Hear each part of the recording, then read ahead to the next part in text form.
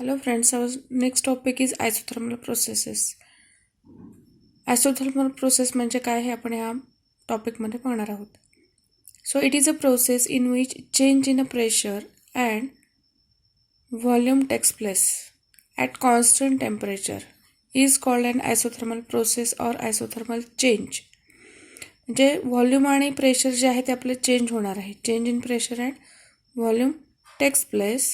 त्यावेळेला टेम्परेचर कसं असणार आहे तर कॉन्स्टंट असणार आहे.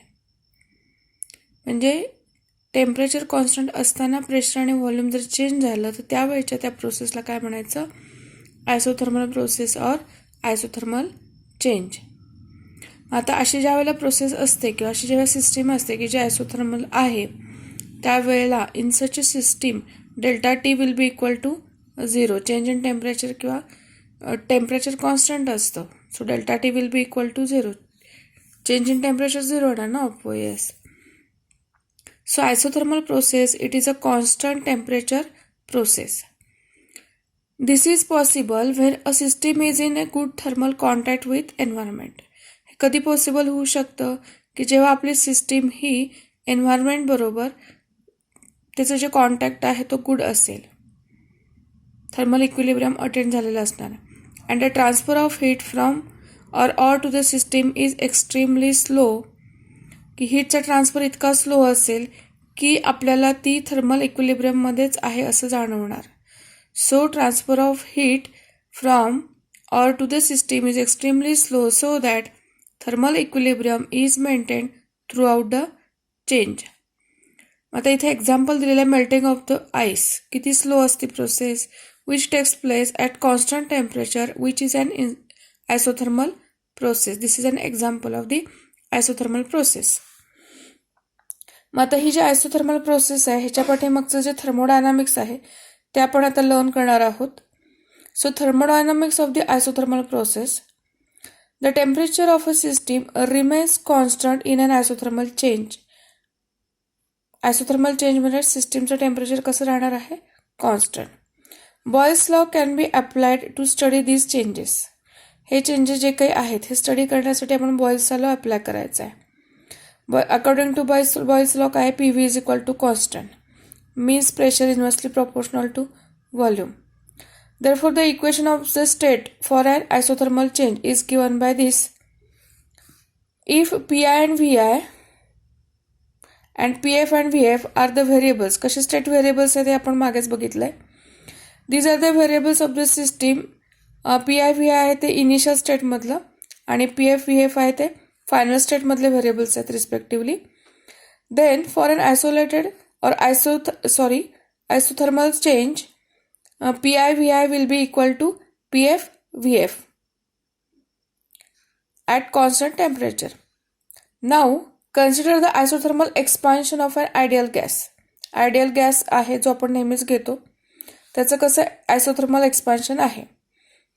त्याचं इनिशियल व्हॉल्यूम व्ही आय आणि फायनल व्हॉल्यूम काय असणार आहे, V F. The work done in an infinitesimally small isothermal expansion is given by this equation 4.1 equation जे मागे आपण बघितलेलं आहे. इक्वेशन नंबर 4.1 कुठे आहे बघा. काय होते इक्वेशन आठवते का? रिकॉलिंगसाठी मी ते दाखवत आहे इकडे बॅक साईडला मुद्दामून. हे इथे आहे 4.1 equation. D W is equal to P D V. ठीक आहे, मग तेच इथे घेतलेलं आहे बघा. D W is equal to P D V.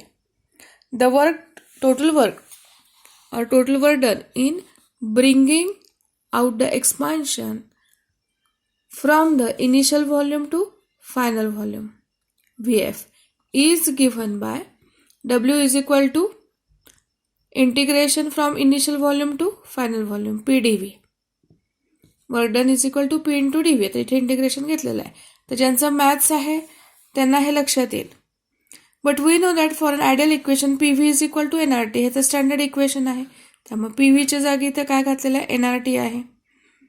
ठीक आहे, मग D V upon V integration of D V upon V आता याचं जर का इंटिग्रेशन सॉल्व करता येतं, आपल्याला 11वीमध्ये पहिल्या चॅप्टरमध्ये इंटिग्रेशनचे रूल्स आहेत, त्यांना आठवत असतील तर त्या रूलनुसार इथे हे इंटिग्रेशन सॉल्व केल्यानंतर हे लोअर लिमिट आहे, हे अप्पर लिमिट आहे, 1/v dv त्याचं लॉग ऑफ व्ही येतं आणि लोअर लिमिट आणि upper limit, upper limit minus lower limit, त्याचे जर का आपण रूल्स अप्लाय केल्यानंतर फायनल सोल्युशन काय येतं, तर work done is equal to W is equal to nRT log of VF upon VI. ठीक आहे.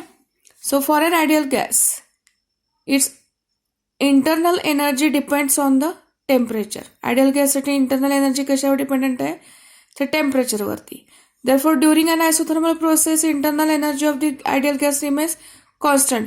आणि हे आयसोथर्मल प्रोसेस आहे त्यामुळे टेम्परेचर कॉन्स्टंट आहे. ऑब्व्हियसली इंटरनल एनर्जी आहे ती सुद्धा कशी राहणार, कॉन्स्टंट राहणार. त्यामुळे डेल्टा यू जो चेंज इन इंटरनल एनर्जी आहे तो पण झिरोच असणार. So it becomes at its temperature is constant. का असं होणार आहे, तर डेल्टा टी आहे तो पण झिरो आहे म्हणून. आता आपल्याला फर्स्ट लॉ ऑफ थर्मोडायनामिक्सचं इक्वेशन माहिती असेल, Q is equal to delta U plus W, हे इक्वेशन आठवत असेल. तर मग तिथे डेल्टा यू आपलं झिरोच आहे. त्यामुळं ह्या केसमध्ये आयसोथर्मल प्रोसेसमध्ये Q will be directly equal to W, आणि डब्ल्यू म्हणजे इथे आपण बघतोच आहे nRT log of VF upon VI. Thus the heat transferred to the gas in completely, और जी काय आपली हीट आहे आपण गॅसला दिलेली आहे ती कम्प्लीट कन्व्हर्ट झाली कशामध्ये, वर्क डनमध्ये. Means for the expansion of a gas it is obvious that when the gas absorbs heat, it does some positive work and its volume expands. हे त्याचं इंटरप्रिटेशन झालं. बघा ह्या जे इक्वेशन आहे, ह्या इक्वेशनवर आपण काय म्हणू शकतो, जेवढी काही हीट आपण दिलेली आहे ती वर्क डनमध्ये कन्व्हर्ट झालेली आहे. म्हणजेच याचा अर्थ काय आहे की गॅसचं एक्सपान्शन झालेलं आहे. म्हणजेच काय की गॅसनं ती हीट ॲब्सॉर्ब केलेली आहे आणि काहीतरी पॉझिटिव्ह वर्क केलेलं आहे आणि त्याचं जे व्हॉल्यूम आहे ते इन्क्रीज झालं किंवा एक्सपांड झालं. आता ह्याच्या उलटं की when gas is compressed it releases heat and at that time the work will be negative. जर का गॅस कॉम्प्रेस झाला असेल तर व्हॉल्यूम डिक्रीज होणार आहे. त्यावेळेला सिस्टीमकडून किंवा गॅसकडून हीट आहे ती रिलीज होते आणि त्यावेळेचं जे वर्क असेल ते कसं असणार आहे, negative. Any change of the phase, इथं फेज चेंज सांगितला आहे.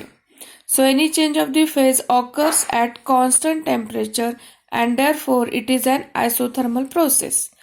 जी काही चेंजेस होत आहेत त्यावेळेचं टेम्परेचर कॉन्स्टंट आहे त्यामुळे त्याला प्रोसेस कसली म्हणणार आहे, तर आयसोथर्मल. आता त्याची PV डायग्राम इथे दाखवलेली आहे.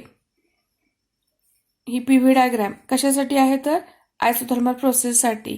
So this figure shows PV diagram of an isothermal process and it is called as a isotherm. ह्या डायग्रामला दुसरं नाव पण काय आहे, तर आयसोथर्म.